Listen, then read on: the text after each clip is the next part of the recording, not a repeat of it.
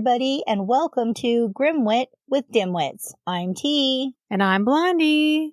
Hey, T, I keep forgetting to ask you, how is your new puppy doing?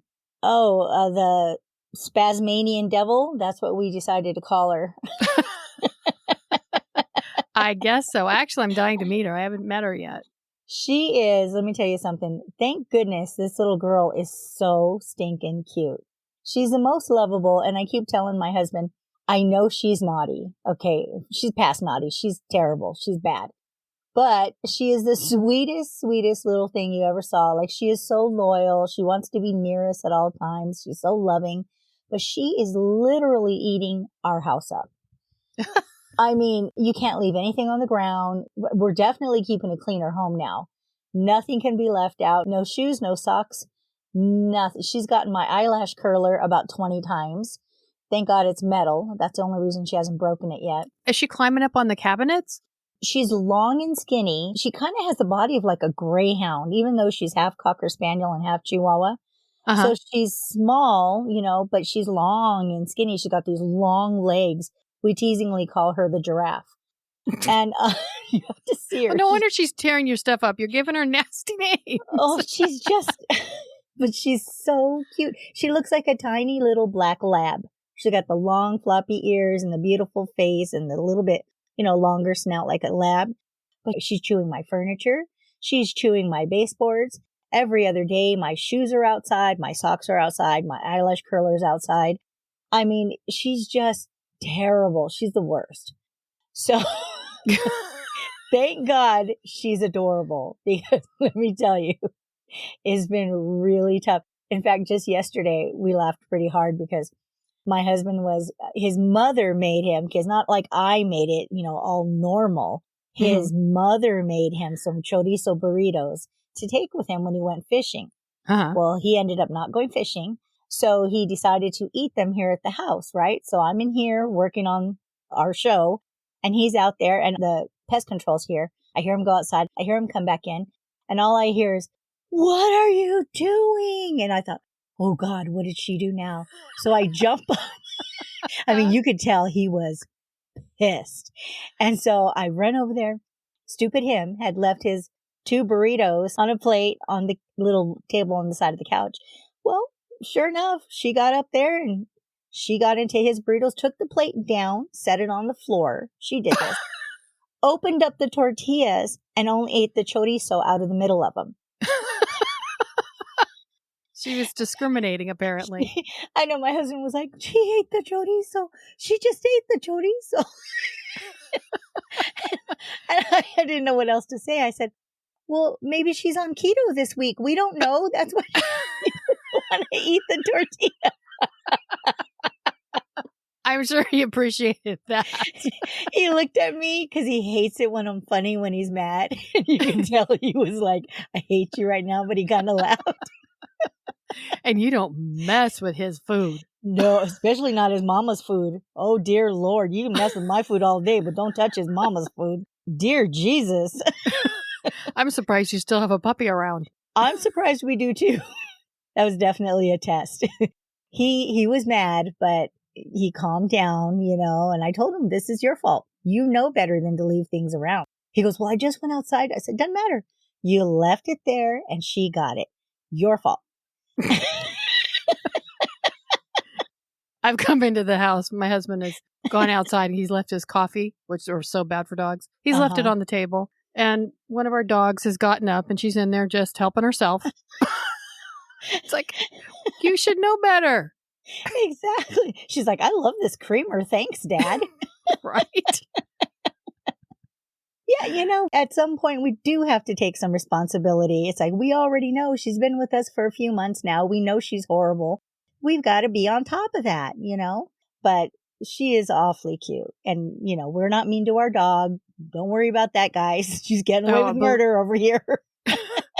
I have no doubt that they are both very spoiled. They are both very spoiled, but she has definitely been doing stuff. We haven't had a puppy in a long time, so she's doing stuff we're not used to, and it's an adjustment. Let's just put it that way.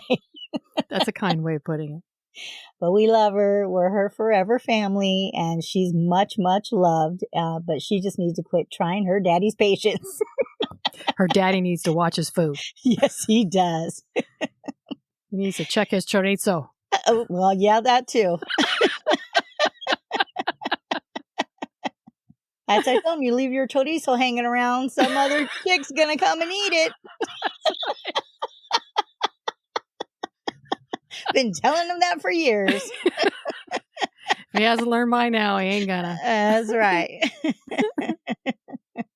Anyway, you asked, and that was way too much information. Well, I'm excited to get to meet her. She's a doll. She really is. She's yummylicious. You're going to fall in love with her. Everybody else has. All right, guys. So we want to welcome you to our December series, Grimbits of Coal. Jingle bells, jingle all the way. I hear those sleigh bells. We decided last year that making shorter episodes would be much better for everybody this month because we realized how busy everyone is this time of year. And guess what? So are we. So you can still get your weekly Grimwit with Dimwits fix, but it's kind of like half off. You see what I did there? I saw what you did there. At least it's not a BOGO. Right. Yeah, maybe it should be. So before we make this Grimbit way too long and then we don't have a leg to stand on here, we need to get moving on this story. So this week we are going to talk about Bruce McArthur. Let's get our Grim on. Bruce is a very cheerful man with a jolly belly, white hair, and beard. Perfect to play you-know-who. I'm going to guess not Liam Neeson, right? Not him? Well, if he was a Santa, maybe. So Bruce was married and had 2 children, a son and a daughter, and they lived in Oshawa, Canada. They were your typical church-living family, and Bruce was adored and trusted by everyone in his community. During the holidays, Bruce worked at the mall as a Santa, smiling, talking to, and posing for memorable pictures with all the little children. I remember the last time I went to a Santa at a mall, my husband and I went, it was like, I don't know, maybe 9 years ago. Having him show a raffle ticket for a big prize drawing that we were doing, I think it was for like an iPad. Mm-hmm. But you should have seen the Santa's face when we came in. And I know exactly what he was thinking. Oh, hell no. Neither one of you is sitting on my lap. He's like, yeah, I'm kind of generous, but I ain't stupid. But Santa Bruce had a secret. After 30 years of marriage, he told his wife, Janice, that he was gay and had been having extramarital affairs with men. They stayed together for the children, and he even suggested that they have an open relationship. Well, wasn't that nice of him offering options? He was just trying to have a gay old time. Come on, Janice. An interesting little thing about his son. He didn't handle the news well and actually said that his father was not kind to him, making certain implications. But as a teenager, his son served jail time for repeatedly making obscene and harassing phone calls. How many phone calls does one have to make, and what was he saying to end up in jail? That's what I want to know. What year was this? I would say maybe late 80s.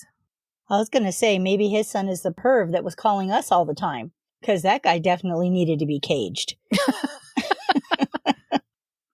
Bruce and Janice stayed together for about 7 years until they had financial problems due to Bruce losing his job and the stack of legal expenses that had incurred for their son. They ended up separating. Bruce moved to Toronto, about an hour away from his family, so he could still see them. Bruce also ended up filing for bankruptcy. That sounds like a lot of legal bills. It sure does.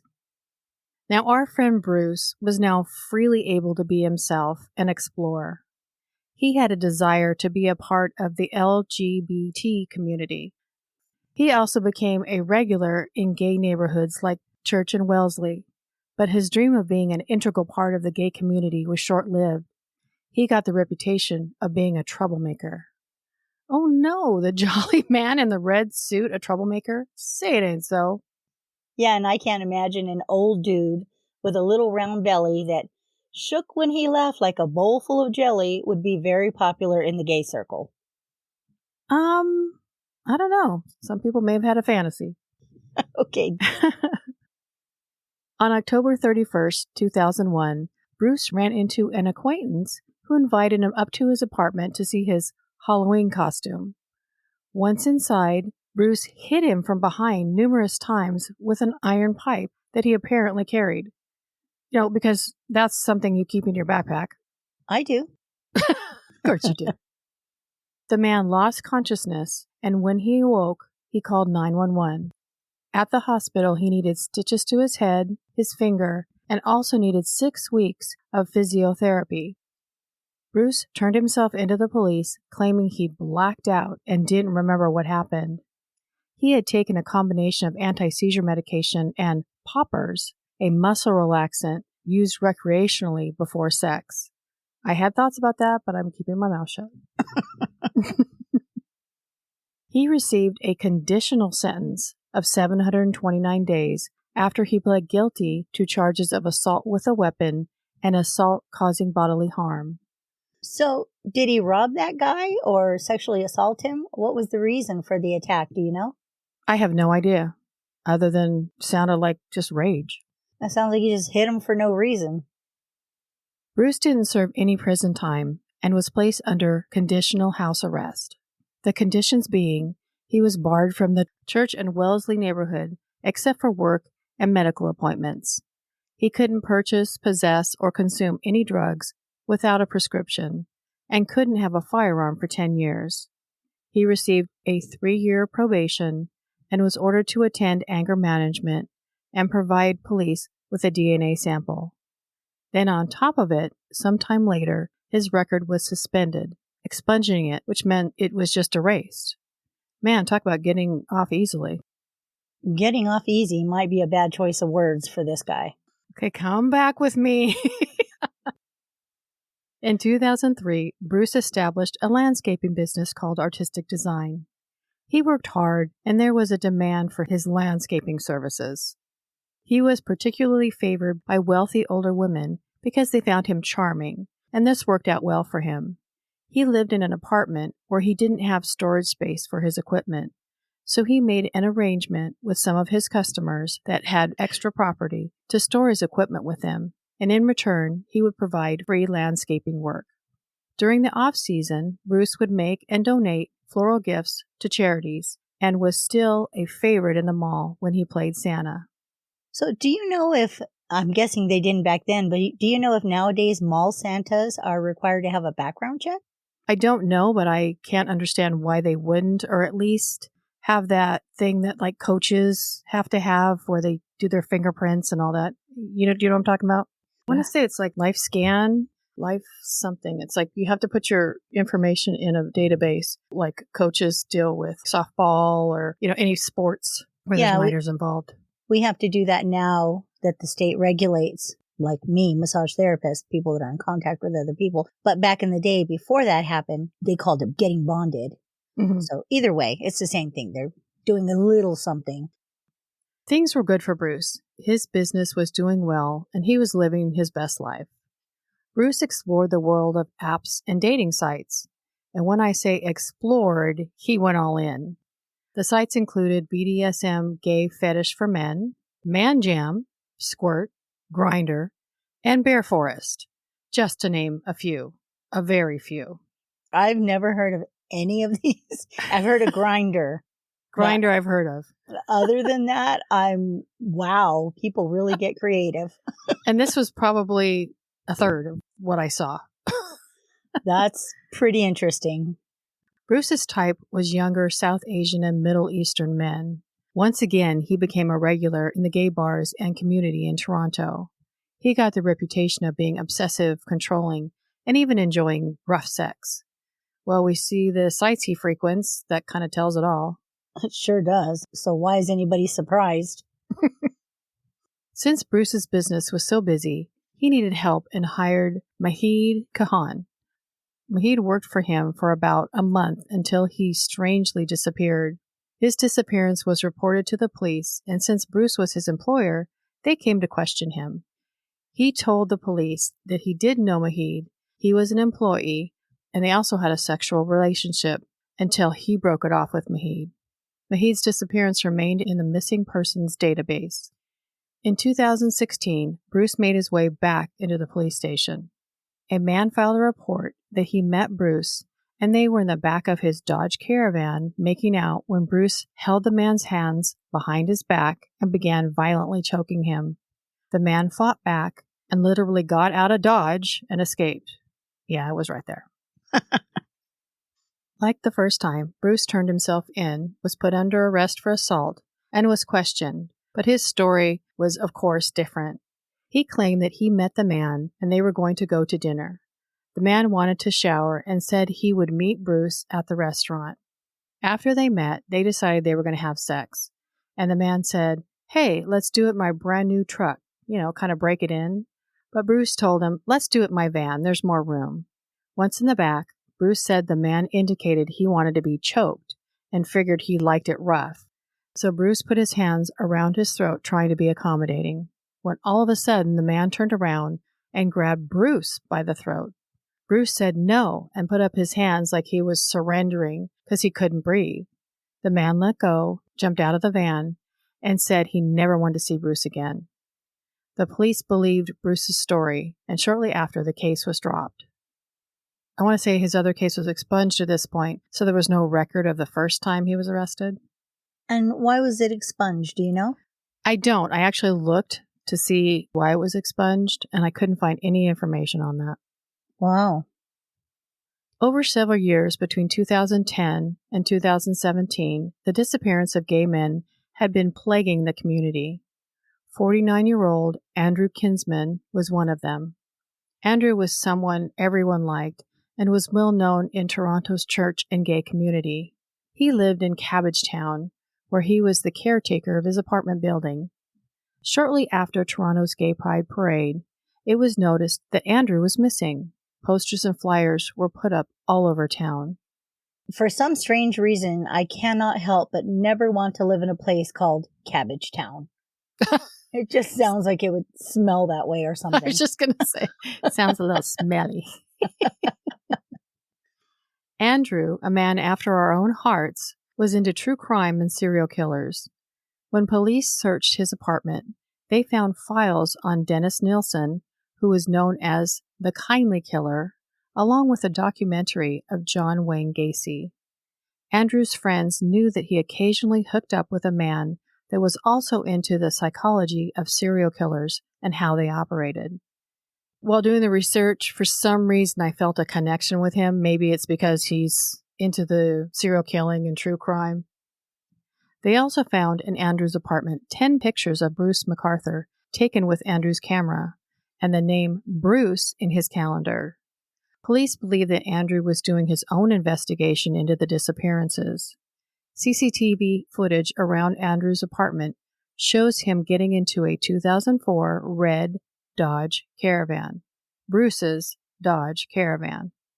I have a question. Uh-huh. So earlier when you said Andrew's friends knew that he occasionally hooked up with a man that was also into serial killers, were they talking about Bruce? They weren't specific, but I think it was implied.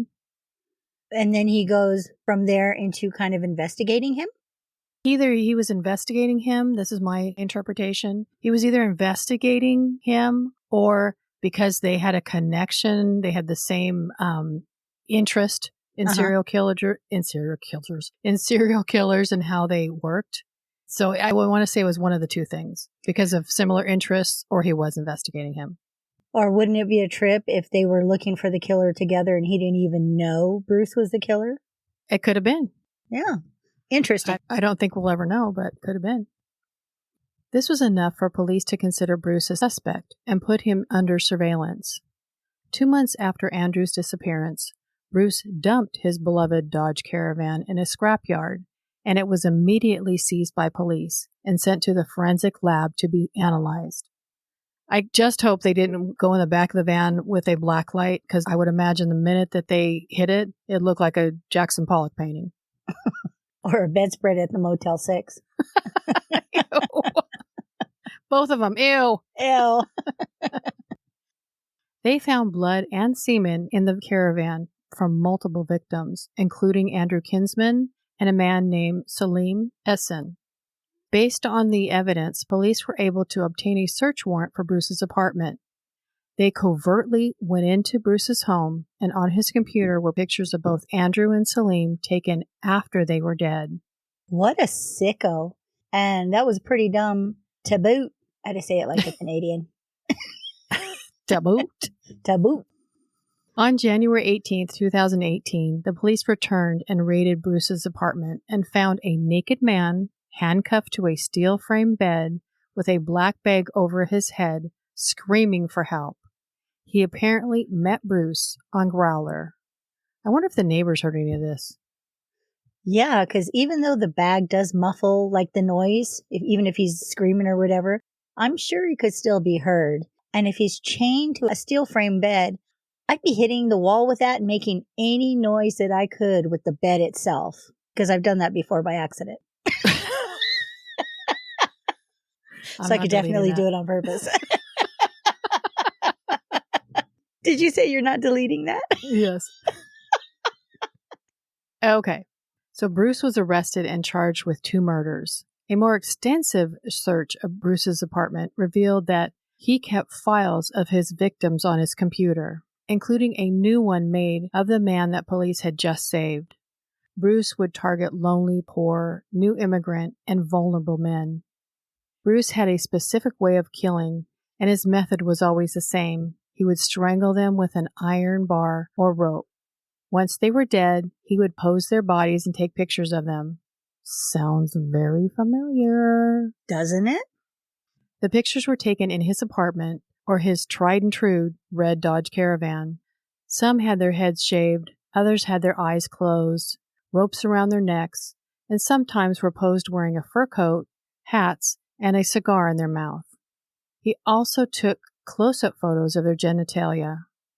Bruce also kept souvenirs. He had Selim's notebook, baggies with hair in them, and jewelry from his victims. That is all so psychotic and horrible, but I'm still stuck on fur coats and a cigar in their mouths. This guy was really sick. And that's what you get stuck on? Well, I mean, because what is he doing with that? Is he trying to make them look alive? I don't understand. I have no idea. It's just weird. Oh, but there's more. Search warrants were obtained for 5 properties, including a ravine in and around Toronto. Remember, Bruce was a landscaper and he stored his equipment on his clients' properties? The police needed to look anywhere that Bruce may have hidden any evidence.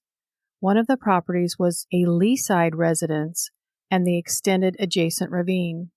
Cadaver dogs and members of the heavy urban search and rescue team searched the property. The dogs had a strong interest in large planter boxes, but they were frozen to the ground. Heaters had to be brought in to thaw them. Remains of at least 3 people were found in 2 of the 12 planters. The reason why they said at least 3 was because Bruce would dismember them before he buried them. Remains were also found in the ravine by the property. He's just doing the most. He really is. And wow, so all his work sites were potential burial sites too? Yeah. He definitely had opportunities for this to go on and on. So thank goodness he was caught. Yeah. And I kind of wondered how big these boxes actually were. Well, if they were body parts, they probably didn't have to be that big. But how did he get rid of the smell? That stuff, it's a very distinct smell from what I understand. And then again, how big are the properties? Are they close to the houses? Are they far out? Yeah. Who knows? The owner of the Leaside property was shocked to hear the news about Bruce. She said that he was a great neighbor and friend. The homeowners weren't allowed to return to their home until the investigation was finished. Excavation of the planters had to be done by hand. The Leaside property was called Ground Zero. Can you imagine your house being known as Ground Zero for that? And 12 above ground planters? Again, that was a huge property. Yeah, I imagine it was, because you're right. I mean, the planters don't have to be humongous, but they have to be of some size. Mm-hmm. 12 of them would require a pretty big yard or patio or whatever. And if they're frozen, maybe that helps with the smell? Oh, that's true. Maybe that helped, yeah. 2 weeks after the warrants were issued, investigators found the remains of 3 more bodies at the Leaside property. One of the bodies was identified through fingerprints as Andrew Kinsman. Other numerous properties and planters around the city were searched, but nothing was found. The investigation on the various properties was completed in 3 weeks. The owners of the Leaside property were allowed to return to their home, but requested the police tape remain up to keep the media out. I have visions of, just that strip of tape. Do you think that would have kept them out? I have no idea. But I myself wouldn't want to come back to a house where police tape had been due to numerous bodies being uprooted, literally. I'm out. For sale sign goes up. Immediately. The search of Bruce's apartment continued. Forensic investigators spent hundreds of hours and almost 4 months there. A large percentage of the time was spent in his bedroom, where they believed he dismembered his victims. Investigators took more than 18,000 photographs and collected over 1,800 pieces of evidence. When all was said and done, they were able to identify 8 sets of remains that were buried in the planter boxes and found in the ravine. Bruce McArthur was charged with 8 counts of first-degree murder. Police believe the number could be much higher because most killers carry out their first violent offense in their 20s and don't usually start out later in life. Well, isn't that a sad little factoid? It really is. Bruce pled guilty to the murders without showing any sign of remorse. Because he pleaded guilty, a trial was unnecessary. The judge sentenced him to life without the possibility of parole for 25 years. Because of our death penalty episode, I always have to look this up. Canada fully abolished the death penalty in 1976. They're ahead of the game. That's a long time ago. Oh, Canada. Oh, Canada. People were angry at the judge's sentence, saying it wasn't long enough. The judge said that it was highly unlikely that Bruce McArthur, who had diabetes, would ever be granted parole, and if he was, he would be 91. Basically, the judge was saying that he's letting nature take its course. But that's the thing. These brutal killers shouldn't be allowed to live their natural lives. This is infuriating that this is allowed. None of their victims were allowed to live their natural lives. I agree with you fully, but can't fight with the death penalty laws. What are they going to do? Give me the death penalty? Because in that case, I'd live forever free. Oh, yeah. What's the harm? 68-year-old Bruce McArthur is the epitome of multiple personalities. All those years as a holly jolly Santa at the mall, but also a man capable of such atrocities, killing innocent men for his own pleasure. Makes you think. You never know what kind of person someone is behind closed doors. Well, thank you for bringing us that really frightening Santa story, because you're right. That could just be anybody. You just never know what people are capable of. Yeah. Hopefully malls are handling their business and making sure these guys aren't convicted criminals. But in this case, though, even if they would have checked, his case would have been expunged. Because that was the only one time he was ever arrested? He was arrested once, and then he got conditional sentencing, and then it was expunged, and then they dropped the other case. Ridiculous. Absolutely ridiculous. Thank you for bringing us that extremely disturbing stories that'll shatter Christmas for so many children to come, because now parents will not trust any mall Santas. Well then, okay. As I say, I did my job, but that's kind of sad if I said that. And we just want to thank everybody for listening. Have fun, take care, and don't forget to let your imaginations run wild. Goodbye, everybody. Bye. We just want to thank you all for sharing your time with us. And if you'd like to send in your creepy little grim bits, we would love to hear your personal stories, interests, and suggestions. Please email them to grimwitwithdimwits@gmail.com. Don't forget to follow us on Instagram at grimwitwithdimwits, X at grimwitwithdimwits, Facebook grimwitwithdimwits, and YouTube grimwitwithdimwits. Join us every Monday for new episodes, and feel free to share us with your grim-loving friends. We would really appreciate if you would take a minute to rate and review. 5-star ratings go a long way and would really help us out. Until then, we would love it if you'd come back next week to delve with us into the strange and unusual things we just can't wrap our skulls around.